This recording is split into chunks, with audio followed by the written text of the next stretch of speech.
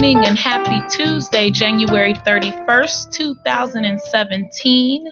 You are live with the Justice Team on the Consumer Legal Hour with Mr. John Carter and Justina Winfrey on Intellectual Radio, iHeartRadio.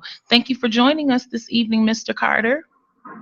Thank you for inviting me back and being here again on another lovely Tuesday afternoon or Tuesday evening there in Chicago. Hopefully everything has been good and everyone has had a great week. And I know if you can watch the news, there's been a lot going on at that White House. And there's been a lot going on in the city of Chicago as well. A lot of things happening in the news, and that's what we want to talk a little bit about this evening. Let's start. Were there a lot of protesters at the airport in Chicago? Yes, we had several thousand protesters at the airport, O'Hare International Airport in Chicago, and they definitely disrupted business.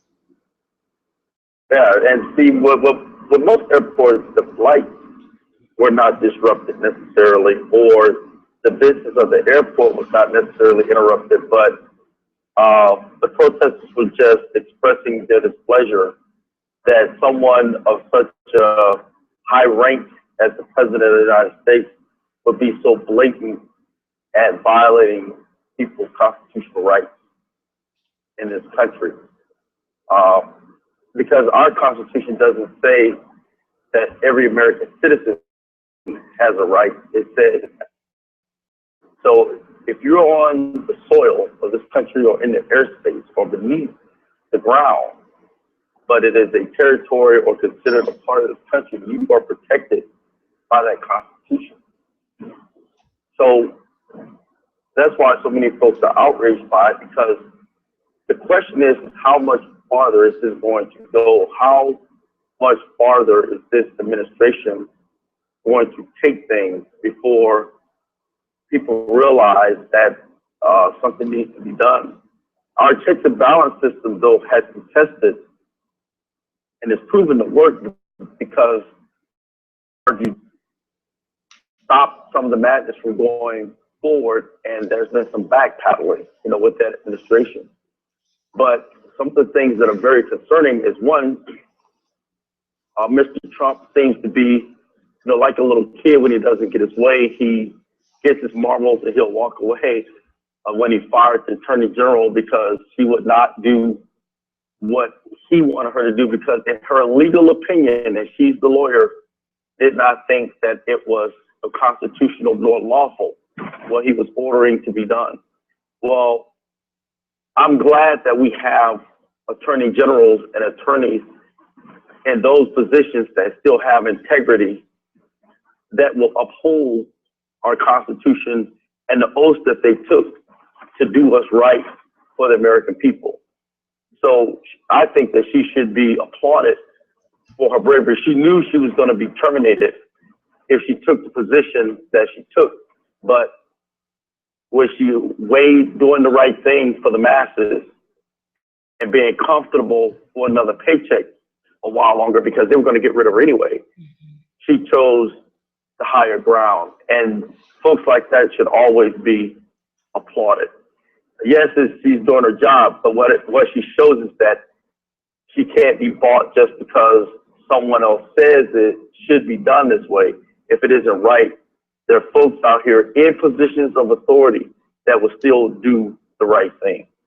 I just wish that there were more politicians, elected officials, or whatever you call them, representative folks in government that would do that, because the city of Chicago can certainly use some folks with that type of integrity among its ranks to help protect its citizens from the atrocities that are going on, and all of the skullduggery that's happening in that city right now. So when we look at what's happening in the media, and this media is really telling us, it just seems like that things are starting to go backwards a little bit. Now, first it starts out with the Muslims or so-called Muslims as they're designated, we don't know if it's because of we don't know if it's really because of their religion. The administration hasn't been real clear. It's interesting, though, that the countries that the terrorists actually came from, countries that have been identified of having had terrorists that killed American people, none of those countries are on the list. But the countries that do not have terrorists or did not have terrorists that attacked and killed American citizens, those countries made the list. One of the things that I found interesting, when you look at some of the countries that make the list, many of them have people that are dark-skinned origin. Mm-hmm. They may be Muslims, but they're the darkest-skinned Muslims. And so they even look more ethnic than some of the ones that come from, for example, like Saudi Arabia. And that's something that folks are probably not thinking about, but it's something to consider. Have you made any observations like that? I have, and I do agree with you. It just seems that we faced this discussion before relative to folks who dominate the business district in the inner city in poor communities. So for the West Side example, the people that Trump is attempting to block from our country, they dominate our business corridor. Yes. How now? Mm-hmm. You know, that's true, and it's something that he may or may not be considering. I'm just floored by how notorious they are was attacking one particular group of people, and they have no real basis for the people that they're keeping out. Those folks they have not been deemed as terrorists. They have not been deemed a threat. They had signed that executive order. Mr. Trump signed the executive order. And while some of these people were in transit, they were en route to the United States. Once their planes landed, it's reported that they were detained. Well, in this country, and as I said, having been a law enforcement officer and having, practiced law and some other things, I've never known a person that could be lawfully detained without having been accused of a crime or charged with something first.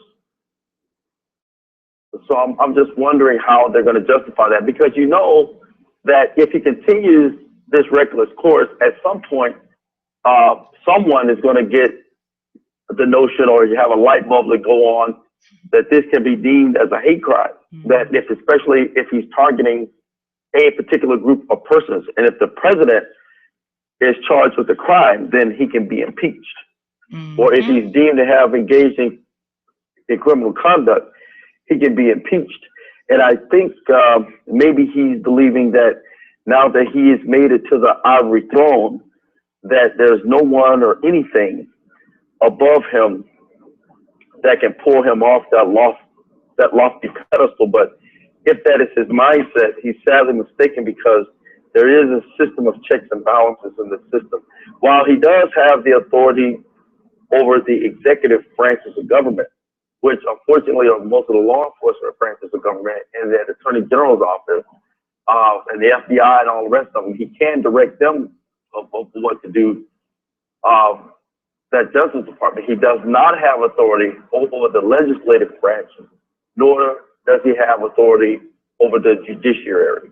And those are the two branches of government that we have to hold faith in to keep this from going much farther than it really needs to, that people are actually hurt behind it any more than a few have already been.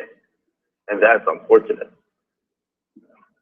So that's where we are now. It's also interesting that when he went to meet with the president of Russia, that he forbade any media to attend that meeting, and they did not want it publicized. Mm. However, it was reported that prior to that meeting, the president of Russia had told Trump that if he became president, they would be willing to sell him 19% of the oil stock that he owns in Russia. And after Trump had met with Mr. Putin, it has become public now that Putin sold 19% of his oil stock, but the buyer is secret. So they're not disclosing who that 19% went to. But it is known that before he became president, that those discussions had been had. Now, with all that had been said and all that had been going on with Mr. Trump, when folks are asking if he can keep his business relations and his business functions separate from his obligations and duties as the president, and he affirmed that he would be able to do that, and he would let his children run his businesses. If Mr. Trump did in fact go to Russia and struck a deal where he was going to own or buy or be given 19% of the oil stock there in Russia, that's also very problematic. Him doing that as the president of the United States. And that's really concerning if that actually happened. So we really have some things to consider and some things to look at. And of course, this stuff trickles down. Another item here on our little list that Mr. Trump had threatened to do was to send in the feds to Chicago if the carnage didn't stop or the killings didn't stop. We don't know what that means. Does that mean sending in National Guard troops? Does it mean sending in aid, like from the housing or urban development? Does it mean sending in federal funding from the SBA to put people in business so they can improve the community? That I seriously doubt. It sounds like it was more of a threat to make a move to a martial law than anything. And that's the last thing that Chicago needs. Not only that, knowing the mindset of most of the people that I know that live in Chicago, I don't think that that's going to go over very well. And I can't see that the state officials nor the county officials would sit back and allow that to happen. Although something does need to be done about the crime, I think it's very concerning that the police do not engage in very much community-based policing in Chicago. We talked about this before, that they do more of a team policing concept. They may have a few officers that are designated to do community policing, but it's not the entire department overall. So what you have is a situation that when the citizen calls to report something, because it's more of a team concept, if the officer feels like that it is a nuisance call, they will sometimes ticket or find a reason to ticket the caller rather than to take action against the problem that was complained of.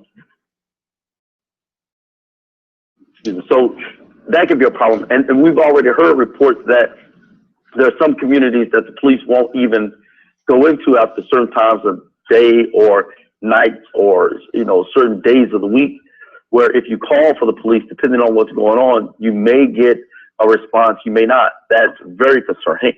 It also opens up the city to a lot of legal liability if something did happen. So we won't even get into that, but it's just that if the citizens of Chicago are paying for public service from its police department and officers are failing or very tardy in responding to calls for service, and by the time they get there, it's either to just document something that happened over an hour or two ago, or to clean up a crime scene because they failed to act, to intervene, to do something about it in time. That's something that's also very, very concerning.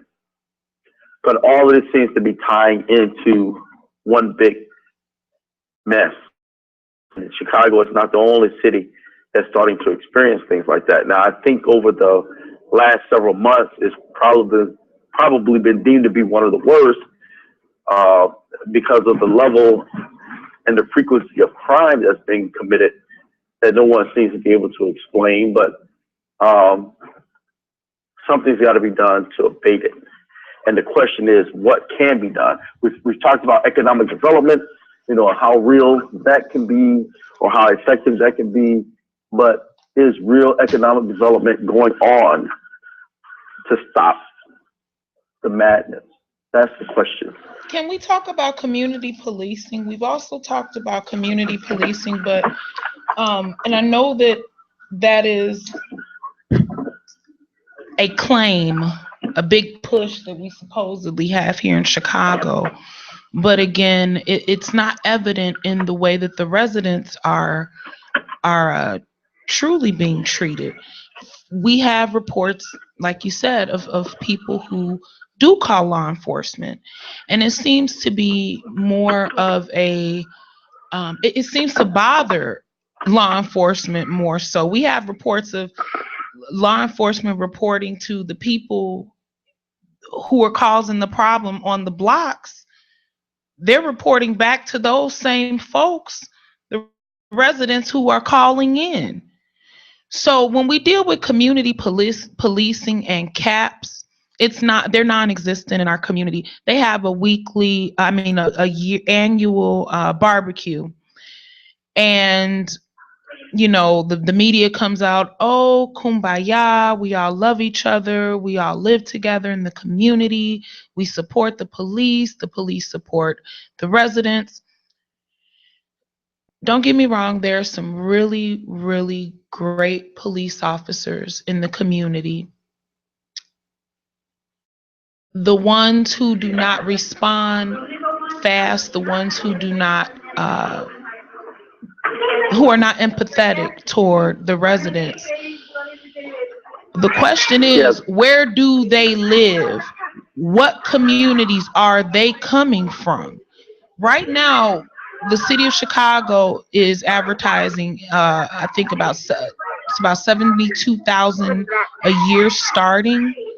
If you apply to be a Chicago police officer and you go through the process and you become a police officer, they are, and I believe the cutoff date was today, January 31st. Nearly $72,000 a year in a salary. And they are encouraging people from the community to apply. Criteria, I believe you have to have an associate's degree, maybe a bachelor's. We'll have to double check that. But the point is, you see it on social media. It's been circulated around. They're coming in at a pretty great salary. So for us to hear that the police officers are not responsive in the community and they're basically waiting for the crimes to occur to just come through and collect the bodies, collect a few statements and not really follow through on them, it's pretty disturbing because they're in a different tax bracket. Yes, they are. And unfortunately, I know that to be very true, especially in larger cities like that. Now, why there's not more of a push or an encouragement for community-based policing in a city that size, I don't know, because I'm convinced that it will work. And I know there are some people that are talking about it now. It certainly has come to the table as a conversation for some of the powers that be there in Chicago. It is true, though, that a lot of these folks that call the police, they don't always get the police services the way that they should, but they're paying for those services, or people are paying for those services. That's what disturbs me. Now, I'll tell you the real problem that I have with it is that if you live in a certain part of town or a certain zip code, and you pick up the phone and dial 911, and there's an officer there within 3 to 5 minutes, which is the average response time.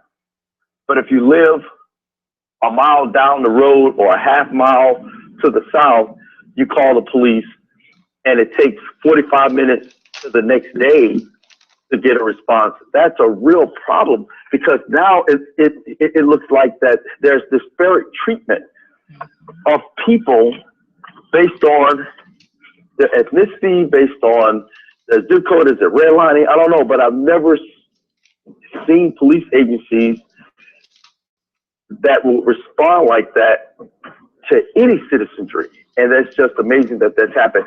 But it's amazing that it's happened. It's even more remarkable that they get away with it. That's the thing. Because it isn't that people are not complaining about it, because obviously folks have voiced their concerns and voiced their complaints because we know about it. But what's really being done? That's the $100 question. What's really being done? These men and women, you're right. Some of them make a lot of money. I mean, there's some departments where an officer will start at $65,000 to $65,000. Now, you say, well, that's not enough money to go out there and put your life on the line. Well, no, it isn't. No amount of money is worth putting your life on the line. But think about it. A police officer who goes to a city and he starts at an average of $55,000 to $60,000 a year. That's not counting overtime and court time, because when you count his overtime and you count his court time, the average officer is earning somewhere between $90,000 and $120,000 a year. When you count all of his income that he's getting, or all the potential income that he's getting if he is lazy or if she is lazy. Now, military soldiers that go to Afghanistan, and some of them have been there and serve a year at a time, don't make nearly that much money, because the average Marine who goes in is somewhere around $18,000 to maybe $20,000 a year. They're also putting their lives on the line. They're putting their safety in harm's way. They're even leaving their families for 6 months or a year at a time. And guess what? When those Marines and soldiers and sailors and airmen are on their base, they're not even armed. But their card says that they are a member of the armed forces of the United States, and they're prohibited from carrying firearms on their own base.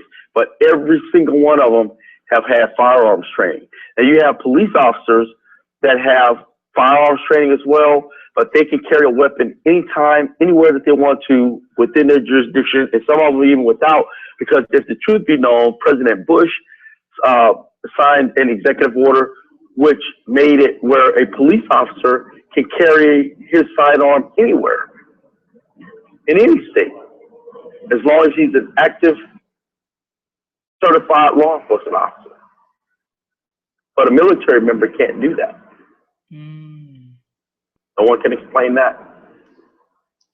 Wow. I just think that a lot of things that come out of that White House, especially out of this administration, is all couched in fear. We have now moved to become a nation that motivate people to respond by causing them to be in fear of their neighbors, of their lives, of even the elected officials that's supposed to have their best interests at heart. And that's disheartening. I know this is not one of those good, make me feel good types of talk shows tonight where everybody can walk away and go and get their taxes done and know that they're going to get $1 million back. But it's still something that we really need to talk about, because these are the people that for the next 4 years, unless there's an impeachment process, it's going to be impacting your life. Most of the reports that I see concerning Mr. Trump, I don't think that I've seen 2 consecutive broadcasts where he got up and spoke publicly where he consistently told the truth about anything for the whole time. Even the people in his cabinet, when they come up to speak, they will say things that they know that are not true, and that seems to be okay. So we have come to a whole new social norm when we're dealing with this administration. We have come to a whole new social norm when we're dealing with our police departments. If it wasn't for social media and people with these cameras and all of these other things, folks who have been beaten, falsely arrested, shot down, killed, even by the police, we never would really know the truth about what happened. But social media has made that possible. And it's unveiling even more things that are going on right now. So I encourage people to really get involved in the political process. You cannot afford to sit on the sideline anymore. He just can't. I know, he said, well, you know what? I'm not going to worry about it unless they show up in my front yard on my block, and then I'll do something about it. By then, it's too late. It was the Muslim ban today. What if it's going to be the black ban tomorrow? Remember, we're the only race of folks you want to call yourself, whatever cute adjective you want to use, that have civil rights legislation that's voted on every 10 years. Why is that? Now you have an administration that you really need to be concerned about because they're going to be in there over an 8-year term. What if that Republican Congress decides that they are not going to pass or approve the Civil Rights Act for another 10 years? Who's going to do anything about that? Is that when everybody's going to run out and grab a recall petition and decide that they're going to recall a politician? It's going to be too late. You'll already be on the boat on your way back. You can't wait that long. You got to get engaged with these politicians right now and make them accountable for things that they're doing right now. You can't wait until they do things like that. The expectation is that we continue to sit idly by and not say anything or hold them accountable. At some point, before they became corrupted, they meaning the elected officials, and I'm not going to say all of them, but unfortunately, many of them are focused on self and their own families and the legacies that they leave for their own families, not necessarily the legacy that they leave for the community. The biggest issue that our brown communities have right now is that we have representation by people who look like us. Now, historically, I've heard the stories of elected officials who came in full of energy and ready to save the world, but they inherited a mess, and they basically spent their lifetime trying to fix a broken system. It was Dr. King that said he believed that we were transitioning to a burning building. Don't quote me on that, but it seems like those who do have the power, aside from turning a blind eye, they're burnt out, they're older, and it's time to pass the torch. They have the knowledge. Let's be clear. These folks are brilliant. They've been able to sit in office decade after decade after decade. They've been able to network and secure more power, a limited amount of power, granted. But now that they're in these positions, it's time to pass the torch. Whether it be that's true. That's true. Go ahead. I'll listen. Well, whether it be having real community-based organizations, real community-based committees, not the friends of friends who give the biggest donations, because let's be clear, that's how things work here. All of that pay-to-pay legislation is a bunch of crap. The people are not protected from that. Yeah, the law's on the books, but people laugh at it. I'll just be honest with you. In order to get things done here, it's not about working hard in your community. It's about how many zeros you're going to write on that check. Okay? That ultimately determines what gets done here. The people who are willing to go out there and protest and come with a plan, a tangible plan, and give real marching orders to boots on the ground folks who are out there. Now we're talking about making some real life change. But that's true. Mm-hmm. That's true. And one of the problems with the folks in office now, or that get to office, you're absolutely right. When they first get in, their intention is to go in there and do good and change the world, unity, more appropriately. However, what happens because you have career politicians that are there, they get in there and they eat from the fruit of the poisonous tree. Mm-hmm. They eat from the forbidden fruit of passion and wealth, that they become the very people that they fight against or that they used to fight against. So they become one of them. So how do you deal with a person that's behind in a grassroots effort who dared to be different until they got elected? And once elected, they saw the opportunity and became assimilated into the very thing that they despised. And that happens over and over again. Notice this, years ago, when a person ran for office, anybody could run. It could, they were teachers and firemen and police officers. I mean, there were people in the community that you knew. Now, if you're going to run for a public office, you better have a name or some money behind you, because now elections are about popularity. And you're right, they're about the number of zeros behind your name. You still have a few grassroots people that'll pop up here and there that'll get passionate behind the right subject or something that's going on at the time, and may by happen chance get elected. But by and large, nowadays, you have to have a lot of money. It is not coincidental that most all of the presidents that are elected graduate from Harvard or Yale. It might be one or two from Princeton. That's all by design, by the Illuminati mostly. And we won't even get into that. That'll be the subject of another radio program that'll make the hair stand up on the back of your neck. Because yes, I know about them. I know what they do. I know all of their stuff. So if they really want to get jiggy with it, I'll tell everybody about it, because I don't care. But anyway, we'll move right along. Mm-hmm.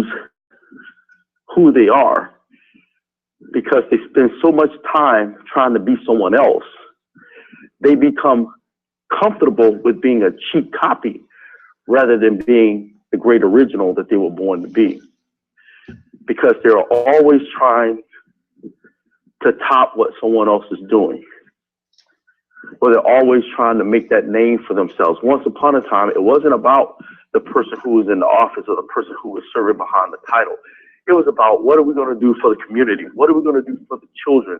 What kind of legacy are we going to leave that people could tell their children about how far we come from? That's what the days of old were about. That's what the civil rights movement was about. I grew up during the civil rights movement. I grew up when there was still Woolworths around.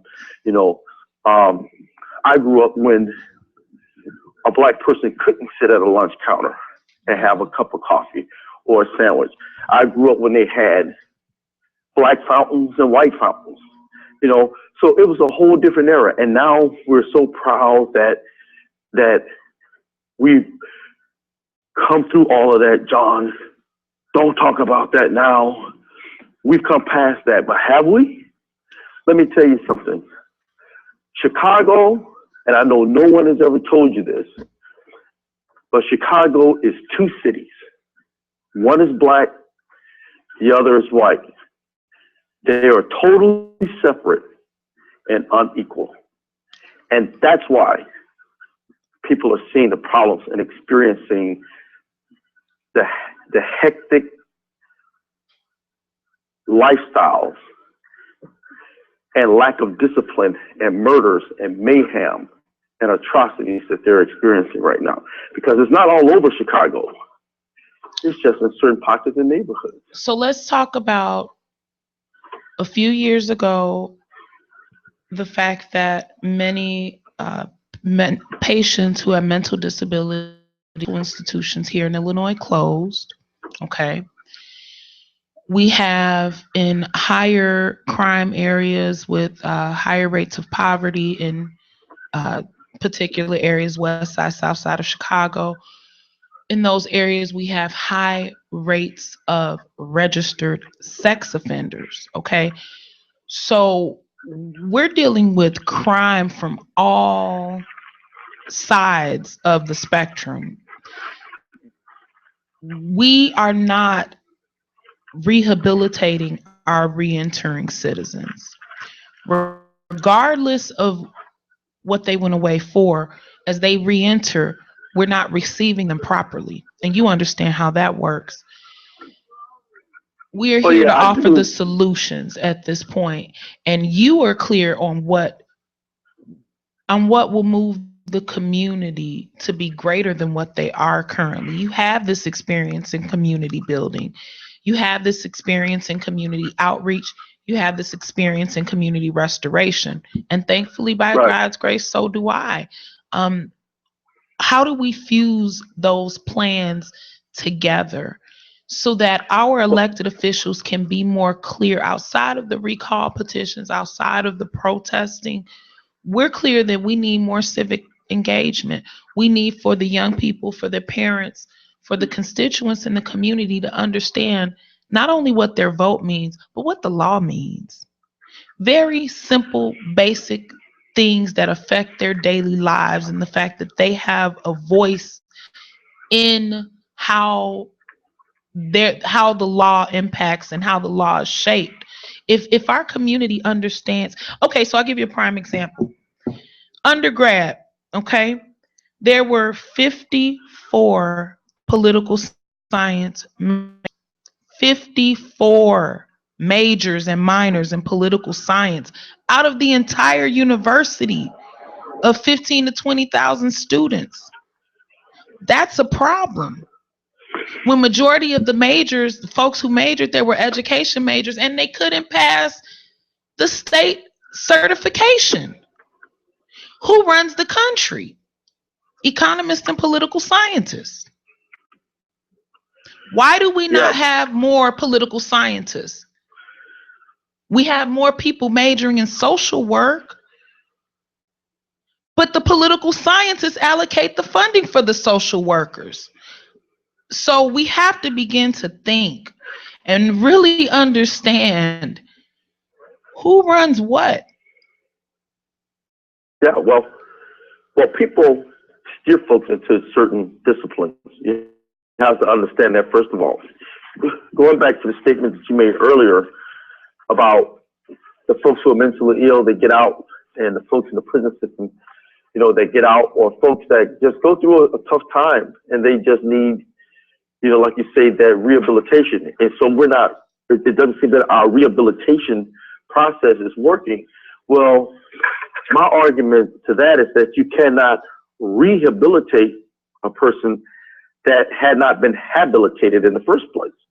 And you are touching on exactly what the definition of that is. Now, you have these folks who went into college, but not all of them graduate out, because the university system nowadays is not interested necessarily in graduating you. They just want to show the numbers, the stats, to the Department of Education, which is woefully broken and needs to be fixed, of how many of these folks that we let in, because they will look at some attrition rates, but a certain organization actually look at and count the graduation rates, because it seems like our social system is only concerned about, are you giving them the opportunity to get in? We don't care if they get out, but are you letting them get in? The other reason that people get steered into these social service types of y'all know degrees is because usually the academics, the criteria for those disciplines, it's a little easier to get through. It's a little more manageable, but it's more of something that people can relate to, because we are very social people. So they can come out and they can get a job as a social worker. That is a big need. I mean, man, our welfare rolls are huge. Our dependency on government and social programs is huge. But what's disturbing is that if we know that, why are they cutting programs for people that are mentally ill? Because they don't care about helping people get better, just like the pharmaceutical companies. There's been cure for lupus and cancer and all kinds of things and AIDS for years. I mean, we have known what the cure for cancer is for the last 50 years. We know that. We know that, medical cannabis cures cancer, at least the oil, not the flower cannabis. And there's some other plants that will do the same thing. It has nothing to do with pharmaceuticals, but because they don't make money in curing it, they make money in treating it. We do the same thing in our educational system. Because if you educate people to be all that they can be and to make some real money and become bankers and stockbrokers and folks on Wall Street, can you imagine what type of economic empowerment will hit our communities? They don't care about you being a social worker because you're not a threat. I mean, what are you going to do? So you're right. So they don't want those political science majors to graduate. It all depends on what you look like, right? And then if we do get jobs, good paying jobs, we become university professors or high school teachers or guidance counselors and all this. Again, we have the jobs where we're going to not rock the boat. We're not going to bite the hand that feeds us. We become complacent and comfortable with the paycheck. And we live that way on a fixed income, usually for the rest of our lives. And then we retire proudly. I worked for the school district for 30 years. Yeah. You were a sharecropper for 30 years. I'm not knocking, necessarily what they did, but just know a lot of you out there hear from John Carter, you are much more than what you've become. But because of your environment, because of the people that are around you, that many of you should have let go a long time ago, you let people dictate and tell you who you are. And a lot of you still rehearse the hurts and live in your past. And my husband left me 5 years ago. Oh, that God treated me like that. Oh, yeah. Okay, but what does that have to do with how you're living your life right now, with the way you achieve now? You know why a lot of people go to church? Now, I'm talking about Christian folks now, because I don't know about some of the Buddhists and the Muslims and all that stuff. But you know why a lot of folks get into church? It's because they've gone through something. And the church is a way for them to find themselves again and to find some acceptance, to find some hope. And so they'll go there with the hope and the expectation to find comfort. But then they get complacent even there. And again, they'll lose themselves, their own identity, and they become assimilated culture that's not always the healthy form. And they quit learning and they start accepting whatever they're told and whatever they're taught without ever really searching for the truth themselves. And that's scary. It really is. So as we close, as we come to our last 5 minutes or so of our show, and this is a very encouraging message for our community, because by no means are we trying to beat up on our community. We are equally held accountable for what we should be doing to help our communities, okay? We challenge you to step outside of the box. Stop turning a blind eye. Start holding your elected officials accountable. Start participating in those meetings. Go to your elected officials. Start a committee. It is your right. You voted them in office. Hold them accountable. And by all means, they have no problem with having you come into their office. That is what those offices are there for. The schools, those are your schools. The schools are a central location for the community and for the neighborhood, not the churches any longer. The schools have 900 plus children at a time, where they touch that one child impacts the life of about 5 adults at a time in one household. if we do outreach through the schools. And I'm saying these things because it works. I'm saying these things to encourage organizations, people who are out there listening right now, to be more proactive. That idea, that thought, whatever you believe will help your community, your environment. Like Mr. Carter said, you are greater than where you are. You are far more than where you are. Do not let the environment that you are currently in mold you into something that God does not intend for you to be. Right. And in closing, let me ask this question. While everybody's really, really worried about Trump, and we should be worried about the things that he's doing, because it really sends a clear message of where he's taking the country. But let me ask you this. When Clinton was president, did it change your life any? I mean, because if you were working and you got up and went to work every day and you were paying your bills and, you went to church and you did things with your family, I mean, did your life really change that much when Clinton was in office? And then when he got out and Bush came along, did your life really change that much? How about Obama? So especially for you that's been on these jobs 10, 15, 20 years, did your life really change a whole lot when those guys were in office? The sun still rose and fell as it always did. And you went through your life doing what you've always done. It's time to not be so dependent on what the social government is doing. You control your own destiny. You really do. And even that Trump is in office now, so what? Mm-hmm. Has what he's done so far changed your life a whole lot? Now it can, so we need to pay attention.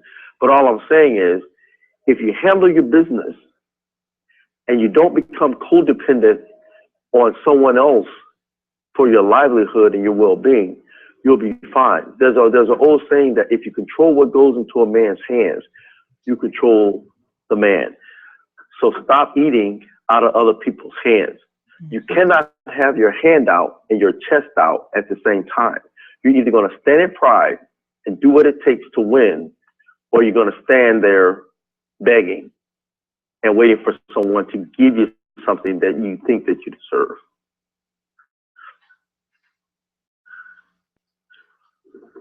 Wow. So I appreciate this time that we have together, Justina. Yes. And to the listening audience out there, anytime you have a question, if you want to, even after the program, if you want to send us an email, send us a message of anything that you might have a question about or think about later in the week, you can always send those questions over. You can always send us a message. We'll be happy to respond to it. If it's something that we don't know right away, we'll take a day or so and research it. If it's something that you really need to know or get done, we'll be happy to help you do it. Our goal is to help you win. And despite all of the negative things out there, despite all of the things that seem like that the world is collapsing around us, it really isn't, because the thing that holds it up is you. Because you can't change necessarily the whole world, but you can change the corner that you're standing in, and you can influence the people that are around you. And in the end, that's all that matters, because like Justina said, if you really want to change the world, go grab one of these kids in these schools and mentor them. And if you need a mentor, go get one. You know how I learned how the legal system worked once I became an attorney, because I didn't know anything about the law, because they don't teach you how to practice law in law school. They teach you theory and how to analyze and research and write briefs. But I became an attorney by associating myself with some Jewish lawyers out of LA that taught me the things that I know today. And they taught me that there's riches in niches. And there were certain areas of law that a lot of people just didn't find attractive. And there was a great need in those areas. Those are the things that I focused on. And just coincidentally, I had a very keen interest in some of those areas. I didn't try to practice over the whole wide array of everything. There was just 3 or 4 areas that I focused on. And they serve me well. That's all it takes. So we encourage everyone to be proactive in the community. Do what's in your heart. Do what's right. Don't be confrontational, but do the right thing. Call the police. Call your elected official. Be active in civic engagement. Civics meaning join a committee, start a committee, participate. Have a wonderful evening. We're closing out this wonderful Tuesday, January 31st, 2017. Everyone stay encouraged. Do not get bogged down and confused with the rhetoric. It's dysfunction and chaos. We don't need that.